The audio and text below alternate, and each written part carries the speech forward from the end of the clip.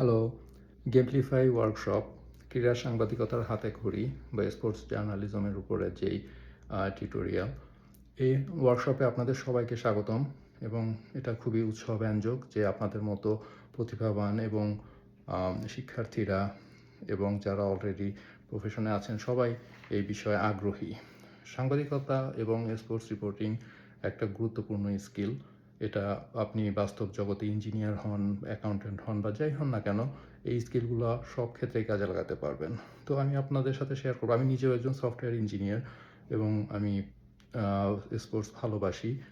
এবং আমি মনে করি যে ক্রীড়া সাংবাদিকতার এই স্কিলগুলো আমাদের নতুন প্রজন্মকে অনেক হেল্প করবে এবং দেশের জন্য ভালো হবে, আমাদের কালচারের জন্য ভালো হবে। কেন সেটা একটু পরেই আমি ব্যাখ্যা করব। তো চলুন আমি আমার কিছু অভিজ্ঞতা শেয়ার করি। আমি যুক্তরাষ্ট্রে আসি যখন প্রায় 15 বছর আগে, তখন আমি দেখতাম যে মানুষজন স্টিল প্রিন্টের নিউজ পড়ছে বাস স্টেশনে, তারপরে মানুষের বাসার মেল বক্সে ডেলিভারি হতো। তো এই প্রিন্টের নিউজ বোঝাই যাচ্ছে যে প্রিন্ট করতে কাগজে সময় লাগে, রাইট? তো নিউজ একটা ঘটনা ঘটার হয়তো 24 ঘন্টা পরে আসতো বা অনেক সময় 10-12 ঘন্টা পরে আসতো। তো মানুষ এটা দিয়ে অভ্যস্ত ছিল, মানুষ প্রথম পাতা থেকে পড়তো। ওয়েবসাইট ছিল নিউ ইয়র্ক টাইমস বা ওয়াশিংটন পোস্ট, এরকম বড় বড় কোম্পানিগুলোর, এবং সেসব জায়গা থেকে দেখা যেত যে মানুষজন হোম পেজ থেকে আইডিয়া পেত কোন ঘটনাগুলো গুরুত্বপূর্ণ। এটা ডিসাইড করতো ওই নিউজ প্রতিষ্ঠানগুলো, তাই না? এরপরে দেখা যাচ্ছে যে social media, Facebook news feed, টুইটারের উত্থান ঘটলো। তখন যারা আর কি নিজেদের সোশ্যাল সার্কেলের নিউজ ফিড কোনটা পপুলার টপিক সেগুলোর দিকে চোখ রাখতে শুরু করলেন, তারা দেখলেন যে এখানে আমি আরও বেশি আমার মনের মতো নিউজগুলো পাচ্ছি। এবং ওই হোম পেজের চেয়ে তখন এগুলোর মানে র্যাঙ্কিং করার মানে অ্যালগোরিদমের প্রভাবটা বাড়তে শুরু করলো এবং মানুষজনের পছন্দ হলো, প্রথম পছন্দ হলো যে আমার ফ্রেন্ডরা কী নিয়ে কথা বলছে, আমি তাদের সাথে কী নিয়ে কথা বলতে পারবো, কত দ্রুত আমি একটা আপডেট শেয়ার করতে পারবো। এই টেন্ডেন্সিটা তৈরি হলো। এর ফলে দেখা যাচ্ছে যে নিউজের স্পিড বা রিপোর্টিংয়ের স্পিডটা বাড়তে শুরু করলো, যে আর 10-12 ঘন্টা না, এখন মানুষজন 2-3 ঘন্টার ভিতরে নিউজ চায়। এরকম, এটা হচ্ছে আমি বলছি তাও 2012, 13, 14 সালের কথা। এরপরে ভিডিও বেস সোশ্যাল মিডিয়া আসলো, মানুষজন নিউজ পড়ার পাশাপাশি নিউজজন দেখতে শুরু করলো, ভিডিও করে একজন এক্সপ্লেইন করছে। এই মডেলটা বেশি পপুলারিটি পেল এবং দেখা যাচ্ছে যে আরও রিয়েল টাইম হলো। যত বেশি মানুষ অনলাইনে কন্টেন্ট প্রোডাকশন শুরু করলেন, দেখা যাচ্ছে যে যে খবরগুলো আরও রিয়েল টাইম আসতে শুরু করলো এবং যে যত ভালো অ্যানালাইসিস করছেন, দ্রুত নিউজ দিচ্ছেন, বস্তুনিষ্ঠ মানে মতামত দিচ্ছেন, তারা আর কি পপুলারিটি পেতে শুরু করলেন। তো এভাবেই টিকটক, তারপর ইউটিউব শর্টস, এই যুগগুলো আসলো। জেনজি তারা দেখলো এগুলো এবং এভাবেই তারা প্রিফার করা শুরু করলো নিউজ পেতে।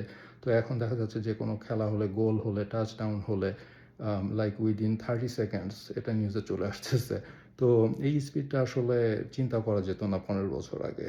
তো আমরা একটা গুরুত্বপূর্ণ ট্রানজিশনাল পিরিয়ডের ভিতর দিয়ে গিয়েছি। তো এর ভিতরে সবচেয়ে বড় ট্রানজিশনটা এসেছে 3 বছর আগে জেনারেটিভ এআই এর কারণে। এআই এখন নিজেই নিউজ লিখতে পারে, তারপরে অ্যানালাইসিস করতে পারে। তো এটাকে কাজে লাগিয়ে অনেকে অসাধু প্র্যাকটিসও করছেন। এ কারণেই আমি বলছিলাম যে আমাদের সমাজে ভবিষ্যতে সামনে রিয়েল মানুষ যারা হিউম্যান, যে রিপোর্টার বা ইভেন আপনি যদি প্রফেশনাল রিপোর্টার নাও হন, আপনাদের লাইক যেই মতামত বা একটা টেক একটা নিউজের উপরে, তারপরে ক্রিটিক্যাল থিঙ্কিং স্কিল, এগুলোর গুরুত্ব অনেক বেড়ে যাবে। মানুষজন এখন আর স্ক্রিনে কিছু একটা দেখে বিশ্বাস করতে পারবে না। এখন আসলে বোঝাও যায় না যে যে নিউজ পড়ছে এটা অ্যাভাটার নাকি রিয়েল হিউম্যান।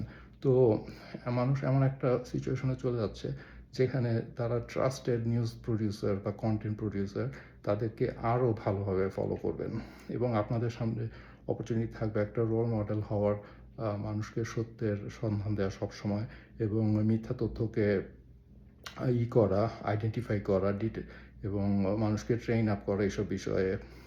এই দায়িত্বগুলো, গুরু দায়িত্বগুলো আপনাদের হাতেই পড়বে এবং নতুন প্রজন্ম জেন আলফা যারা বড় হবে এবং তারপরের প্রজন্ম, তারা সবাই দেখা যাচ্ছে যে মিসগাইডেড হওয়ার যে রিস্ক, সেটা থেকে আমি মনে করি যে এই স্কিলগুলো কারণে অনেক মানে তারা অ্যাভয়েড করতে পারবেন।